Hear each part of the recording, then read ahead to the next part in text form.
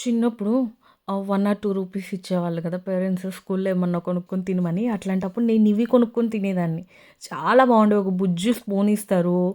అవి ఫస్ట్ అవి బాల్స్‌లా ఉన్నాయి కదా! అవి క్రీమ్‌లో నంచుకొని తినేదాన్ని. కిరాకుండేవన్నమాట.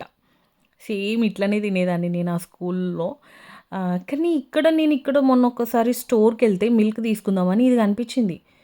ఇదేంది ఇది ఎక్కడో చూసినట్టుందే అని చెప్పి తీసుకొని చూస్తే సేమ్ ఇవి అంటే మన ఇండియా టేస్టే ఉంటాయా? అక్కడ షాప్స్‌లో టేస్టే ఉంటాయా? ఉండవా? అని చెప్పి కానీ చూడడానికైతే అంతే ఉన్నాయి. నేను ఇది చూడగానే మళ్ళీ స్పూన్ ఎక్కడుంది అని వెతుక్కుంటున్నా. మన ఇండియాలో ఇస్తారు కదా!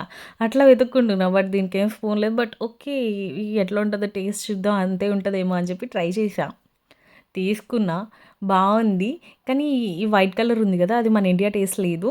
వెనిల్లా ఫ్లేవర్ ఉందనమాట. అది క్రీమ్ టేస్ట్ లేదు మన ఇండియాలో లాగా. మీకు కూడా ఏమన్నా ఇలాంటివి చూడగానే ఏమన్నా గుర్తొచ్చాయా? ఇది ఇండియాలో రూ. 2 కదా! ఇక్కడొచ్చేసరికి 75 పెన్స్ అంటే రూ. 75 పడింది నాకిది. లైక్ చేసుకోండి. బాయ్.